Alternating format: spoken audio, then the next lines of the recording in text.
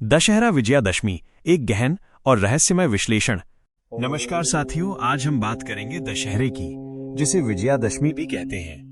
ये दिन केवल एक पर्व नहीं, बल्कि अधर्म पर धर्म की, अज्ञान पर ज्ञान की और असुरता पर शक्ति की विजय का प्रतीक है। सामान्यतः हम सुनते हैं कि इस दिन भगवान श्री राम ने रावण का वध किया, लेकिन क्या आप जानते हैं कि दशहरे से जुड़ी ऐसी गहरी बातें और रहस्य हैं जिन्हें बहुत कम लोग जानते हैं। आज हम उन सबको विस्तार से समझेंगे। दशहरे का इतिहास और नाम का रहस्य। दशहरा शब्द दश और हरा से बना है, अर्थ 10 बुराइयों का नाश। संस्कृत में इसे विजयादशमी कहा गया है क्योंकि ये दिन विजय और सफलता का प्रतीक है। ये आश्विन मास की शुक्ल पक्ष की दशमी तिथि को आता है। एक ही दिन पर कई घटनाएं जुड़ी हैं। एक श्री राम की रावण पर विजय, 2 मां दुर्गा की महिषासुर पर विजय, 3 अर्जुन द्वारा शस्त्र पुनः धारण करना, 4 शमी वृक्ष की पूजा। इसलिए दशहरा केवल एक कथा नहीं, बल्कि भारत की सांस्कृतिक विविधता का प्रतीक है। राम और रावण का युद्ध, एक गहन दृष्टिकोण। राम रावण युद्ध केवल 9 दिन चला। श्री राम ने मां दुर्गा की पूजा करके शक्ति प्राप्त की। प्रत्येक दिन एक एक असुर या योद्धा का वध हुआ, जैसे मेघनाद, कुंभकर्ण आदि। दशमी को राम ने रावण को मारा, परंतु वाल्मीकि रामायण में कहीं भी रावण दहन का उल्लेख नहीं है। रावण दहन समाज ने बाद में शुरू किया ताकि बुराई के प्रतीक को जलाने की परंपरा बनी रहे। रावण के 10 सिर प्रतीक हैं: काम, क्रोध, लोभ, मोह, मद, मत्सर, ईर्ष्या, अन्याय, हिंसा और अहंकार। संदेश: हमें इन 10 सिरों को खुद के भीतर से जलाना है। मां दुर्गा और महिषासुर वध। देवी महात्म्य। मार्कंडेय पुराण के अनुसार महिषासुर ने देवताओं को पराजित करके स्वर्ग पर कब्जा कर लिया था। तब देवी दुर्गा प्रकट हुई। उनका तेज इतना प्रचंड था कि सूर्य, चंद्र और अग्नि का प्रकाश भी फीका पड़ गया। 9 दिन तक देवी और महिषासुर के बीच युद्ध हुआ। दशमी को देवी ने उसे मार डाला। यही कारण है कि पूर्वी भारत में दशहरा महिषासुर मर्दिनी की विजय कहा जाता है। बंगाल में ये पर्व दुर्गा विसर्जन के रूप में मनाया जाता है, जहां मां को विदा करके कहा जाता, अगले साल जल्दी आना। अर्जुन और शमी वृक्ष की कथा। महाभारत में वर्णन है कि पांडवों के अज्ञातवास के समय अर्जुन ने अपने शस्त्र शमी वृक्ष में छिपा दिए।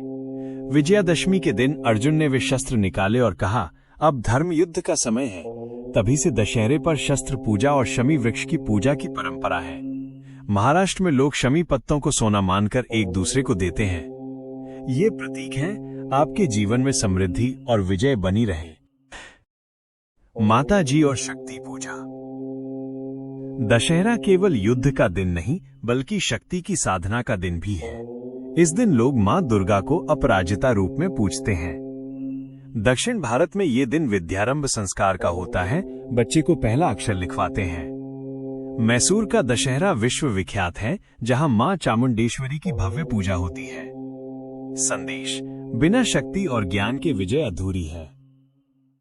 रावण दहन का रहस्य। आज हम रावण दहन को दशहरे का मुख्य भाग मानते हैं, परंतु ये परंपरा मध्यकाल में शुरू हुई। रामलीला और नाट्य परंपराओं के माध्यम से रावण दहन समाज का हिस्सा बना।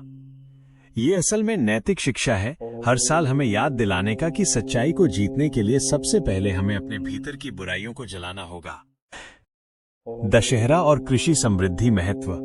दशहरा केवल धार्मिक नहीं, बल्कि कृषि जीवन से भी जुड़ा है। इस समय खरीफ की फसल पक जाती है। किसान अपने हल, बैल और उपकरणों की पूजा करते हैं। वे मानते हैं कि जिस तरह इस दिन राम और दुर्गा ने विजय पाई, वैसे ही हमारी मेहनत भी सफल हो। इसीलिए दशहरे को समृद्धि का पर्व भी कहा गया है।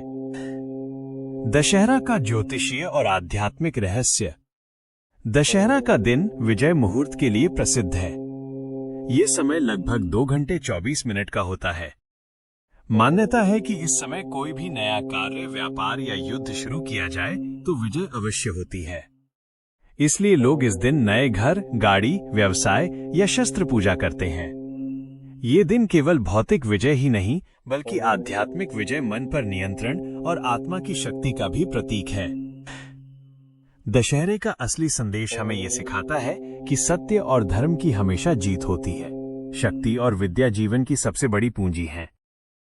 असली विजय वही है जो भीतर की बुराई को खत्म करे। इस दिन हमें संकल्प लेना चाहिए कि हम अपने भीतर के रावण, काम, क्रोध, लोभ, मोह, अहंकार और ईर्ष्या को जलाएंगे। माता दुर्गा और भगवान श्री राम से प्रार्थना है कि वे हमें आशीर्वाद दें, हमारे जीवन में धर्म, ज्ञान और विजय सदैव बनी रहे।